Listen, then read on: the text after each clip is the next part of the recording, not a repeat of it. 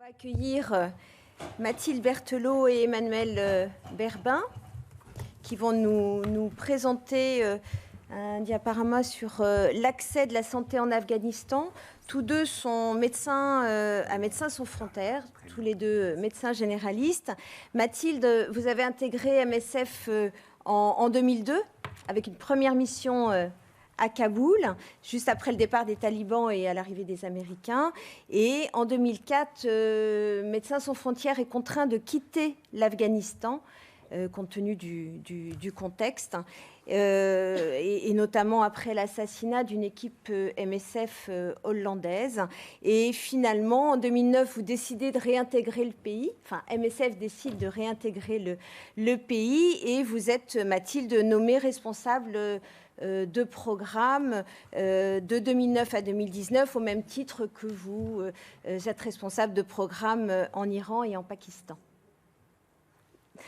Emmanuel Berbin, vous êtes aussi médecin généraliste, et puis vous avez intégré Médecins sans frontières en 2009. Vous alternez mission et urgence, c'est ça, je crois. Donc vous avez une vingtaine de missions à votre actif, et vous êtes adjoint médical, vous êtes responsable de la cellule qui couvre 5 pays, dont l'Afghanistan, mais également la Syrie, l'Iran, la Palestine et le Liban. C'est ça ? Voilà. Ça. Très bien. Et donc vous revenez du terrain. Hein, c'est ça, très récemment. Donc on vous donne la parole et on vous remercie par avance. Merci beaucoup. Bonjour à tous. Bon, tout d'abord, merci beaucoup d'avoir invité MSF à cette belle initiative.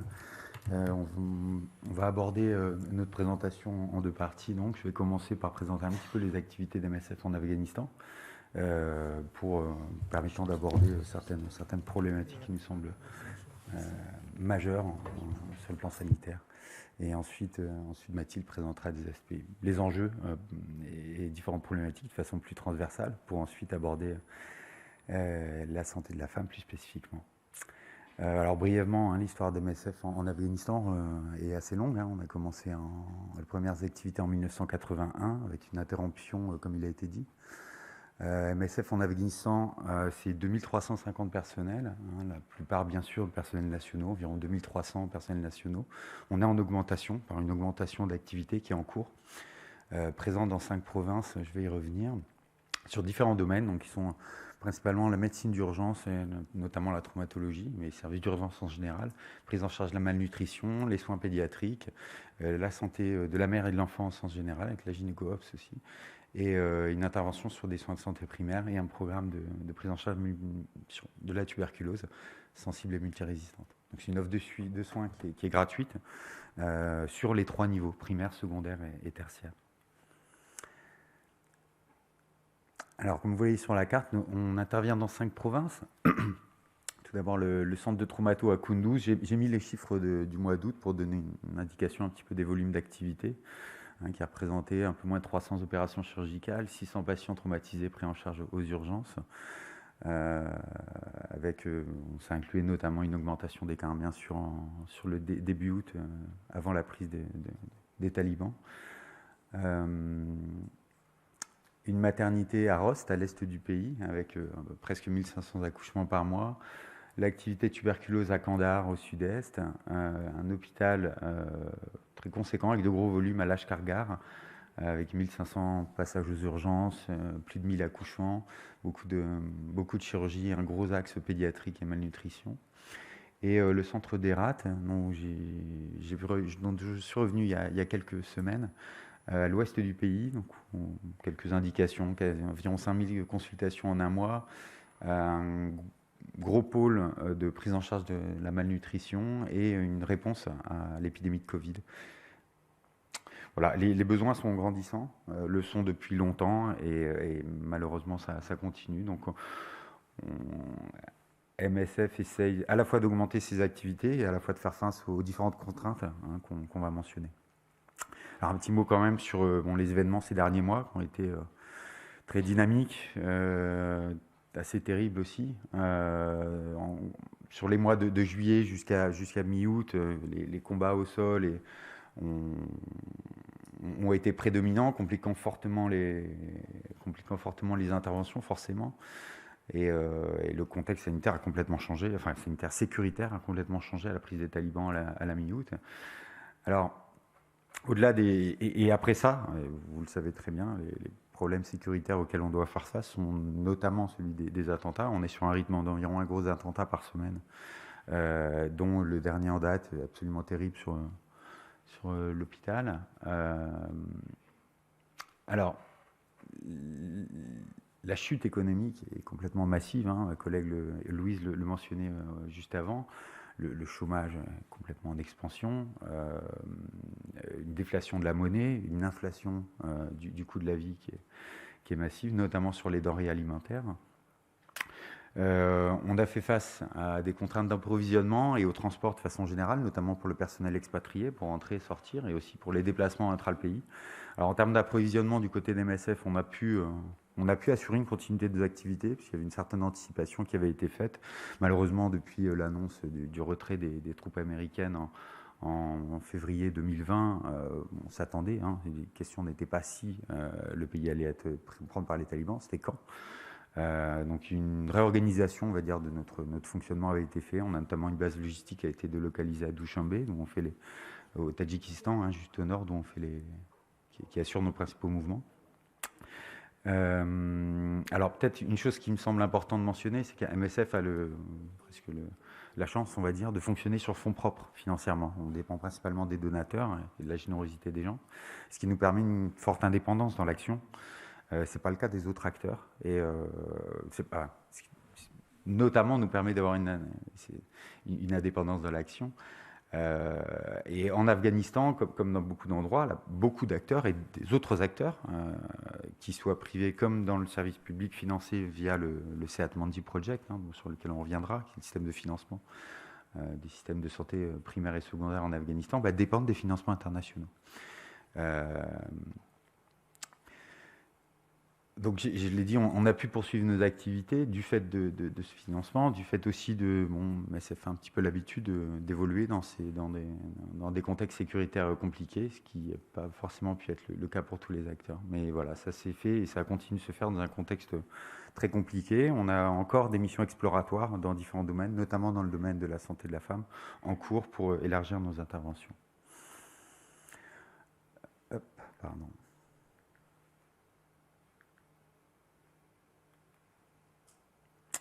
Alors, contexte sanitaire sous tension, je pense qu'il est important de rappeler que comme les autres intervenants l'ont dit auparavant, le contexte sanitaire était déjà complètement, vraiment terrible. Là, je mentionne quelques indicateurs dont certains, on a pu en discuter déjà. Le premier, qui me semble vraiment assez critique, c'est le nombre de médecins ou de travailleurs médicaux, hein, d'ailleurs, par population. On est à 2,7 médecins pour 10 000 habitants, savoir que le minimum de l'OMS est de 23. En France, on est à 3 aussi, mais c'est pour 1000 habitants, pas pour 10 000. Et on a pourtant une difficulté d'offre de soins. Et pareil pour les autres travailleurs médicaux. Hein, on est sur 4,7 travailleurs médicaux, donc incluant sages-femmes et infirmières pour 10 000 habitants, ce qui est extrêmement bas. L'espérance de vie, on en a parlé. Le taux de mortalité infantile.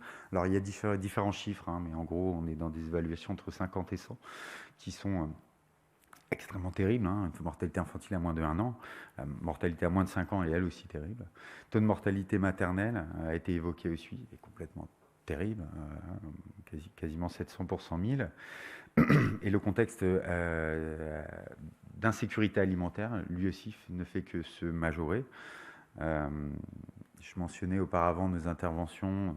Comme je le disais, je reviens de la ville d'Herat, je suis revenu à mi-octobre. On a dans nos activités, notamment un hôpital de prise en charge des enfants souffrant de malnutrition aiguë sévère de 0 à 5 ans. Dans la slide d'avant, je précisais qu'on estime qu'environ un tiers de la population afghane est en insécurité alimentaire. Les projections sur 2022 parlent plutôt de 50%. Hein. Il y a différents facteurs qu'on connaît. Alors bien sûr, l'impact du Covid n'est pas à négliger, c'est une réalité. Le contexte climatique a été particulièrement terrible ces dernières années, avec une alternance de sécheresse et d'inondations selon les zones, les conflits et les déplacements, bien entendu, et je le disais, le contexte économique qui a une place massive. Alors sur l'exemple d'Hérat, je vous en parlais, on avait habituellement un hôpital de 45 lits qu'on augmentait à 60 dans la période de pic qui est de juillet, août à maximum septembre. Et ce mois de septembre, on a un doublement, tout simplement, du nombre d'admissions par rapport au mois de septembre de l'année dernière. Donc on a dû modifier la structure, parce que c'est aussi l'hiver, une partie était sous tente, et puis augmenter la capacité des lits.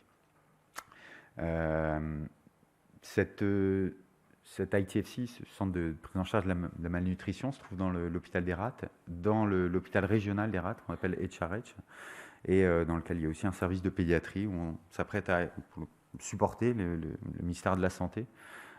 Savoir que, je crois que ça a été mentionné, hein, les fonctionnaires n'ont pas de salaire depuis 5 mois, y compris les personnels hospitaliers, y compris à Hérat. Et c'est des services qui manquent basiquement de tout, hein. Il y a plus de 200 décès d'enfants par mois, on n'a pas des données exactes malheureusement, et sans médicaments, sans équipement, et tous les problèmes que ça peut entraîner. Donc voilà, c'est un des domaines dans lequel on est en train d'élargir nos activités avec un support soins intensifs, au service d'urgence, la pédiatrie générale, les soins ambulatoires.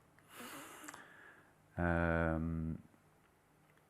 tenais à mentionner aussi l'aspect santé primaire, donc pour continuer sur l'exemple d'Hérat, on intervient dans un camp de déplacés, il y a environ 100 000 déplacés à l'est d'Hérat, qu'on appelle le cas d'Estinde. L'accès aux soins primaires est un réel enjeu en Afghanistan, et massif. Je mentionne notamment les maladies chroniques, savoir qu'on considère que 30-35% des décès sont en lien avec des maladies chroniques non transmissibles, cardiovasculaires, etc. Et ce sont des structures qui nous permettent aussi de faire de la prise en charge ambulatoire de la malnutrition, des soins de santé maternelle aussi, avec un pôle santé, consultation anténatale, postnatale et un planning familial avec 200-250 consultations par mois. Avant de laisser ma parole à ma collègue, je voulais mentionner, et je pense que c'est important aussi de mentionner la période Covid. Comme vous le savez, on est en Afghanistan, alors dans ce qu'on a malheureusement, ce qu'on est obligé d'appeler un entre-deux vagues. On vient de quitter la dernière vague qui s'est terminée début juillet. L'Afghanistan a été particulièrement affecté pendant cette troisième vague, et on s'attend à une quatrième vague, malheureusement massive. Le taux de couverture vaccinale reste extrêmement bas, et l'offre de soins très difficile. Donc, continuer sur l'exemple d'Hérat. À Hérat, il y a un hôpital ministère de la Santé qui lui-même était financé par des financements internationaux. Ces financements sont à risque. Donc, la deuxième structure est une structure MSF, mais dans laquelle on a dû faire une augmentation de notre capacité d'hospitalisation assez massive. On était sur 32, maintenant on est à 75. Là, on planifie une augmentation à 130 lits, 110 lits de niveau 1, une vingtaine de lits de niveau 2 avec CPAP et Hervo. Je souligne ici que sur notre pays d'intervention, on met en évidence de plus en plus la rupture qu'il peut y avoir entre les pays favorisés et non défavorisés par rapport au Covid, par rapport à la couverture vaccinale, par rapport à la réponse. Pour vous donner un exemple, le ministère de la Santé là-bas essaye de faire de la réanimation pour les patients Covid. On est quasiment sur des taux de 100% de mortalité pour les patients intubés ventilés. On est dans des contextes où il faut mettre le paquet sur la vaccination, sur le niveau 1 et sur le niveau 2. Et donc là encore, il est extrêmement important que ces structures qui fonctionnaient via les financements internationaux puissent se poursuivre. J'étais un petit peu long, pardon Mathilde, je vais te laisser la parole. Je me permettrai juste une petite conclusion intermédiaire. C'est de rendre un hommage au personnel qui se trouve en Afghanistan, des différents acteurs, la MSF, les autres acteurs de santé. Voilà, ce sont des femmes et des hommes qui travaillent dans des conditions vraiment compliquées, mais c'est vraiment très bien que ce colloque permette de leur rendre hommage aussi. Le deuxième point était, mais je pense que j'ai déjà pas mal insisté dessus, c'est que le système fonctionne sur les financements internationaux. Donc quoi qu'on puisse penser, et je pense qu'on en pense beaucoup du régime en place, il est important qu'on arrive à trouver des modalités de façon à ce que l'aide internationale puisse arriver aux bénéficiaires de façon aussi directe que possible. Merci de m'avoir écouté. Merci. Désolé, c'est un petit peu long. Ah, c'est pour baisser. Bonjour, donc je vais enchaîner en prenant quand même le temps de refaire un petit retour en arrière sur l'état des lieux des 20 dernières années pour savoir d'où on vient. Personne ne peut anticiper où on va, mais quand on parle d'accès aux soins, c'est vrai qu'on part d'un système de santé qui a mis 20 ans quand même à s'améliorer. Il y a eu d'énormes investissements depuis 2002. Après le départ des talibans en 2001, la première conférence des donateurs à Bonn était vraiment celle qui était censée mettre sur la table beaucoup de fonds pour reconstruire tout. En 2002, Kaboul, les 2 tiers ressemblaient à ça, hein. Donc, on avait un pays détruit, une capitale détruite, 5 millions de personnes à l'étranger. Mais il y a eu en 20 ans, voilà, une augmentation notable du nombre de structures de santé, si je me focalise là-dessus, de l'argent qui a été injecté en masse. L'utilisation a pu être aussi biaisée, questionnée, mais quand même sur certains domaines, il y a eu énormément de progrès. Et là, ce qu'on a mentionné tous les intervenants ont parlé de la formation médicale, la formation des femmes. Ça, c'est vraiment, je pense, l'un des aspects majeurs en termes de succès sur les 20 dernières années. L'accès à des métiers qui, du coup, vont aider à faire progresser le pays, les métiers de la santé, les métiers de l'éducation, l'accès aux femmes à des domaines mais vraiment divers et variés, commerciaux et autres, y compris politiques, hein, a été quand même le gros changement. Après, oui, 5 ans de gouvernement de talibans, mais auparavant, presque une décennie de guerre civile qui avait contribué à énormément aussi détruire toutes les infrastructures. Ce qui s'est passé quand même dans la réalité, hein, je parle des gros succès, donc on parle quand même rhétorique et réalité. Il y a eu énormément de barrières sur les 20 dernières années quand même. On ne peut pas dire que c'est non plus formidable le niveau dont on part, hein, surtout en termes économiques. Le système de santé publique était supposément gratuit. Ce n'est pas le cas. Les salaires des médicaux qui ne sont pas forcément payés dans le système public, ce n'est pas uniquement sur les derniers mois. Il y a toujours eu des retards de salaire, des niveaux de salaire qui ne sont pas non plus suffisants quand on vit dans une grande ville comme Kaboul, par exemple, et qu'on veut aller envoyer ses enfants à l'université, à l'école et autres. Bon, voilà, hein, les zones rurales sont encore moins dotées, il faut être attractif. Bon, il y a le conflit, bien sûr, hein, mais un médecin qui a envie que ses propres enfants soient éduqués ne va pas au fin fond d'une zone reculée en pleine montagne. C'est un pays difficile en termes géographiques, il faut le rappeler. Donc voilà, il y a quand même aussi tout un secteur qui n'a pas été facile à reconstruire. Ce qui a boosté, c'est le secteur privé. Alors là, quand vous avez accès et de quoi mettre le prix, bah oui, le secteur privé est celui qui a sans doute beaucoup poussé sur les 20 dernières années. Le secteur public, voilà, je viens d'en parler. On parle de tous les succès en termes d'augmentation de l'espérance de vie. On était à 42 ans en 2002. Hein. Là, 63 ans, c'est le chiffre officiel. Le problème de toutes les données, c'est qu'on n'a pas les chiffres qui remontent de toutes les provinces. Les projets qui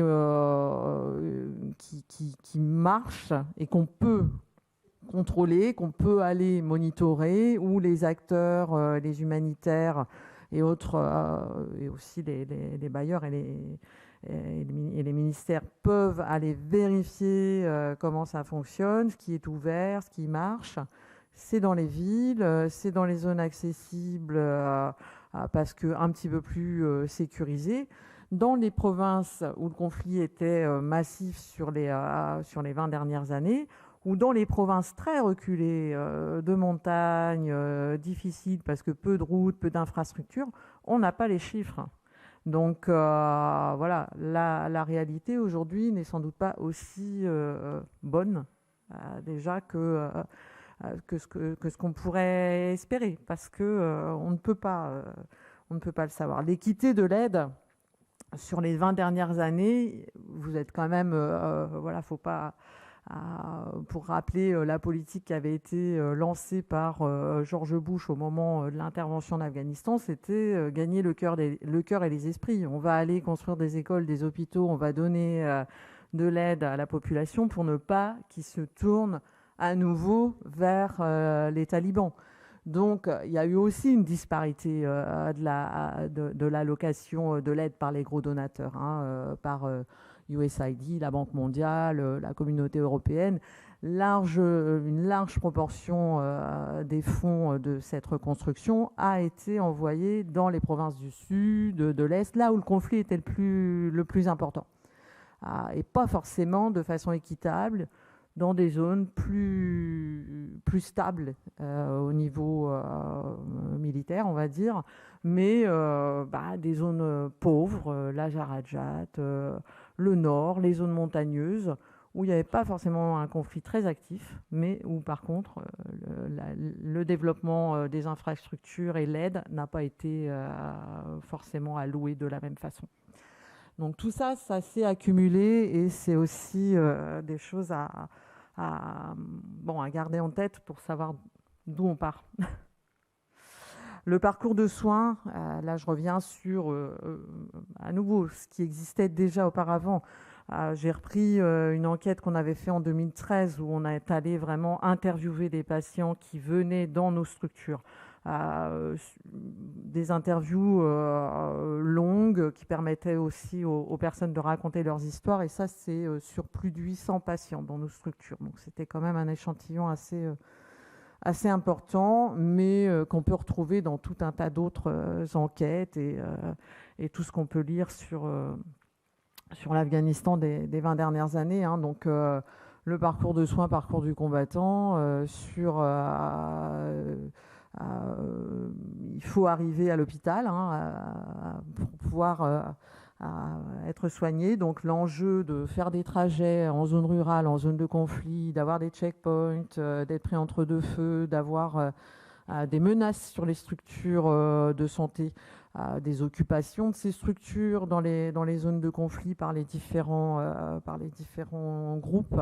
Nous-mêmes avons aussi vécu des événements dramatiques, comme le bombardement de l'hôpital de Kunduz en 2015 par l'armée américaine et d'autres attaques comme celle qu'on a subies le 12 mai 2020 à Dashti-Barchi, notre maternité de Kaboul. Donc l'accès et la problématique sont vraiment liés à cette sécurité. Est-ce que là, aujourd'hui, les déplacements vont être facilités de par le fait que les talibans tiennent, entre guillemets, le pays et qu'il n'y a plus de combattants aujourd'hui en face, ça, c'est un gros point d'interrogation, d'autant que d'autres groupes sont toujours là. Et on le voit avec les attentats. La distance et le coût, on réinsiste encore sur cette histoire économique. Il faut payer pour la consultation, il faut payer pour les médicaments, il faut payer pour les actes de laboratoire, il faut payer pour le lit d'hospitalisation, il faut payer pour la nourriture quand on est hospitalisé, mais aussi il faut payer pour le trajet, payer un taxi, payer un transport qui va grimper en fonction de la difficulté de l'environnement. Et une femme enceinte d'un village a déjà beaucoup de mal à arriver jusqu'au centre qui va l'accoucher. Tout bêtement par aussi le problème social et économique. Et donc les gens s'endettent aussi pour se soigner. Donc on a énormément de problématiques liées à cette problématique économique qui va vraiment pas s'améliorer, on le voit. Donc ça c'est quelques exemples d'une autre enquête qui a été refaite en 2019-2020 où 81% des personnes qui ont été interrogées sur la structure des RAT ont clairement mis en avant comme première barrière à l'accès aux soins le coût. Ça c'est d'autant plus important pour les femmes qui, elles, vont potentiellement ne plus pouvoir travailler, ne plus pouvoir amener un revenu dans la famille. On a un impact hyper important. Et je voulais juste réappuyer sur ce dont tout le monde a parlé, c'est-à-dire les soins aux femmes, mais que ce soit généraux, maladies chroniques, santé mentale, chirurgie, médecine, et la gynéco-obstétrique et la pédiatrie, bien sûr, ça c'est quand même l'un des gros besoins. En termes de gratuité, on a réalisé 70 000 accouchements. On avait 4 maternités encore en 2017, puisque Dachtei-Barchi fonctionnait encore. 70 000 accouchements gratuits. Ça représentait presque 20% des accouchements effectués dans le secteur public, supposément gratuits. Et ça, vous voyez dans l'iconographie les chiffres de Rost, 2000 accouchements par mois, ça fait presque 3 par heure. Donc ça, c'est un peu nos chiffres sur les différentes maternités qu'on a, quoi. Et je finis sur l'importance de la formation, à nouveau, c'est le mot-clé dans ce colloque. Et j'aimerais, pour montrer l'importance, si on veut faire perdurer l'accès aux soins, un petit film qui reprend l'histoire d'une de nos sages-femmes qui a travaillé de 2014 à 2020 dans notre projet de Dachtei-Barchi, la maternité de Kaboul, où maintenant on continue à essayer aussi d'aider les femmes via l'association des sages-femmes afghanes qu'on soutient financièrement. Voilà, donc je vous laisse regarder le témoignage de Akila. My name is Akila. My father's name is Muhammad Amir. I am from Bamyan province. I am 29 years old. In the past, I am living in Bamyan province. There is very poor people are living, and it's very far from here. It's meaning very far from Kabul, and there is no any hospital in that time. Sometimes I follow my mother because she was a traditional birth assistant. I'm seeing a lot of women during my life, and they are dying during the delivery or after delivery because of PPH or some complication of delivery. And I see some children, they are grown without mother. It's really very sad things for me. And I decided to, in the future, I became as a midwife. And now, since 10 years, I work as a midwife. I'm really happy about this point.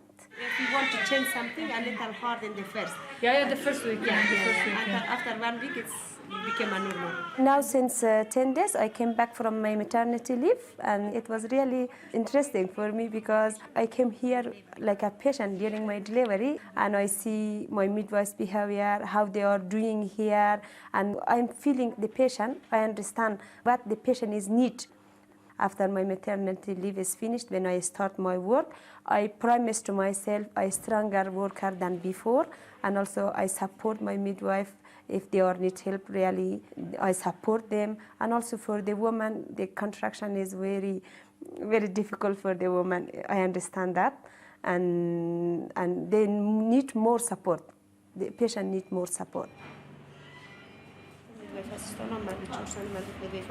It's not easy to girl become as a midwife. You know, if we see around the couple, it's okay. But we have a lot of province. Their security is not good. The woman not allowed to go from outside from home. It's not easy they go to get the education for midwifery things. But we need more midwife. Yeah. I have 3 children, but now I have 1 baby. He is 2 months and he is very little, and we should be a good mother for our children, and also we should be a good worker in our office. It's really very difficult, but we can manage. But if we try, we can manage, and all the woman is very strong. I believe on that.